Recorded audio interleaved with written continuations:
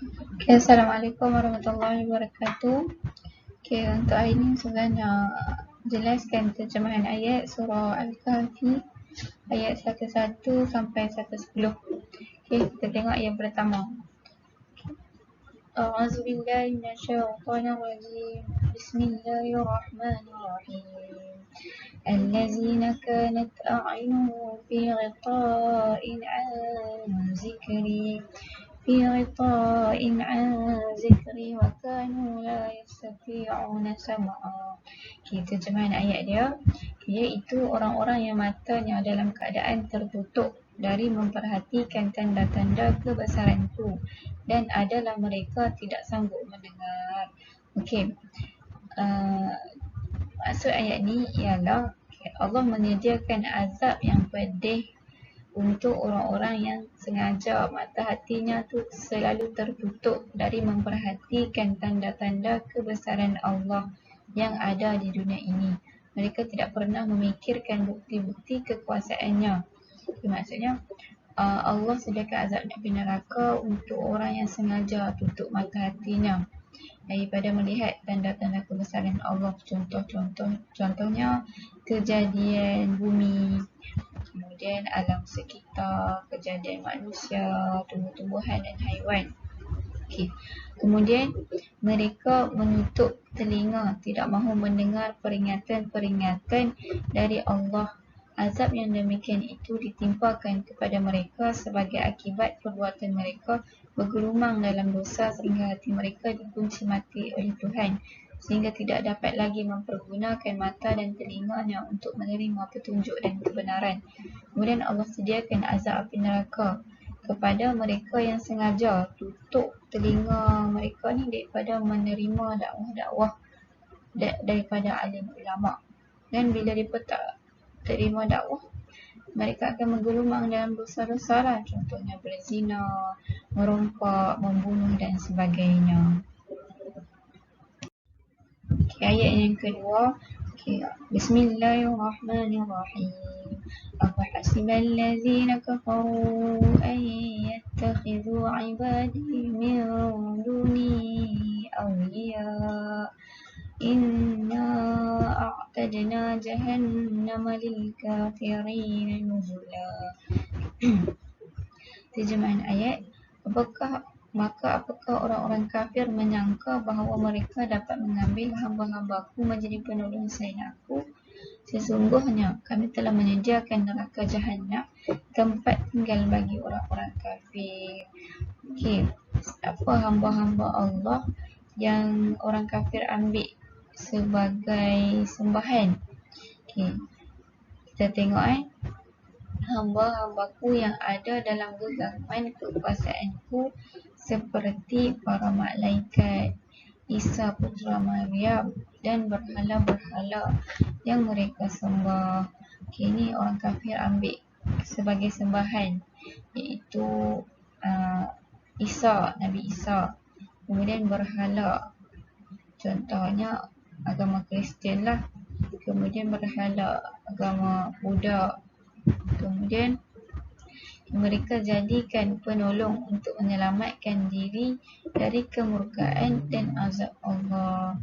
Dan mereka jadikan berhala Nabi Isa sebagai penolong mereka untuk selamatkan mereka daripada api neraka azab Allah.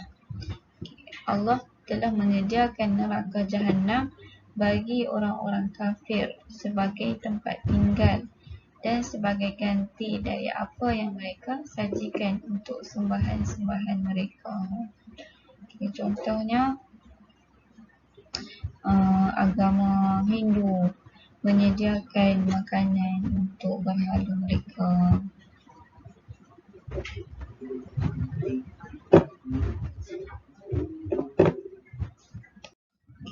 Ayat 103. Bismillahirrahmanirrahim. Qul hal nunabbi'ukum bil akhsarina a'mala. Katakanlah, mahukah kami kabarkan kepadamu akan orang-orang yang rugi amal-amal perbuatannya? Allah menyuruh Nabi Muhammad SAW untuk sampaikan khabar berkenaan siapa orang yang paling rugi amal perbuatannya. Allah suruh Nabi sampaikan kepada orang kafir dan ahli-ahli kitab Yahudi dan Nasrani yang membantah Nabi. Okay. Nabi sampaikan, mahukah kamu diberitahu tentang golongan yang paling rugi perbuatannya, iaitu orang yang telah bersusah payah mengerjakan sesuatu perbuatan yang dengan perbuatan itu ia mengharapkan pahala dan ganjaran, tetapi yang mereka peroleh hanyalah malapetaka dan kebinasaan. Ini contoh kepada sembahan yang mereka buatlah. Contoh orang kafir menyembah berhala. Mereka susah payah menyembah berhala, mengharapkan pahala dan mengharapkan ganjaran daripada berhala tersebut.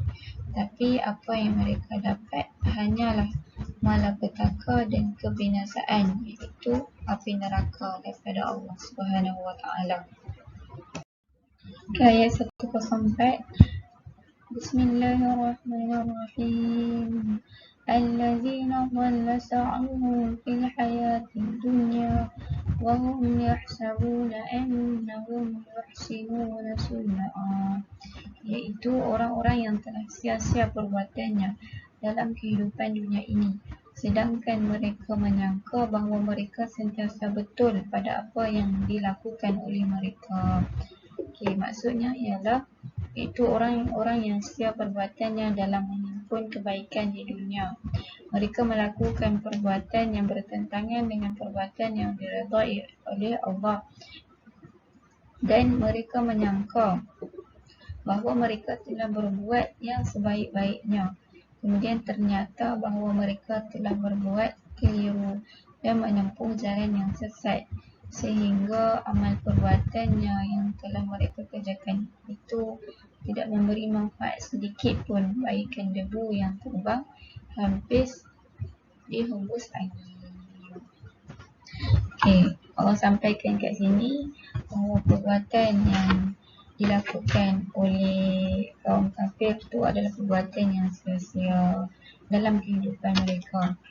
Contohnya tadilah sembahan Nabi Isa, sembahan terhadap berhala, semua tu perbuatan yang sia-sia. Dan amal kebaikan yang mereka buat di dunia, contohnya bantu orang miskin, bantu tolong mak ayah, semualah, semua tu sia-sia. Sebab apa? Sebab mereka buat tu bukan kerana Allah Subhanahu wa taala. Ayat 105. Bismillahirrahmanirrahim. Ulaika allazina kafaru bi ayati rabbihim wa liqa'ih fahabitat a'maluhum fala nuqimu lahum yawmal qiyamati wazna. Mereka itu orang-orang yang ingkar terhadap ayat-ayat Tuhan mereka dan ingkar terhadap pertemuan dengannya. Maka gugurlah amalan-amalan mereka, dan kami tidak akan memberikan timbangan untuk menilai amal mereka pada hari akhirat.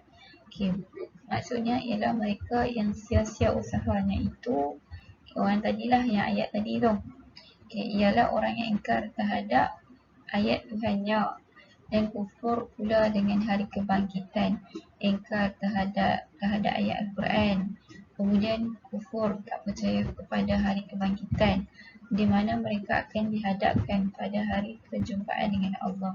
Jadi itu segala amalnya akan dihapus, sehingga tidak ada amal kebaikannya akan ditimbang atas neraca timbangannya. Dan pada hari akhirat nanti, amal timbangan mereka kosonglah, tak ada apalah, ringan sahaja. Sebab tak ada pun amal kebaikan yang mereka buat. Sebab semua amal kebaikan yang mereka buat kat dunia itu semua bukan kerana Allah, disebabkan berhala mereka, disebabkan sembahan mereka dengan Tuhan yang lain.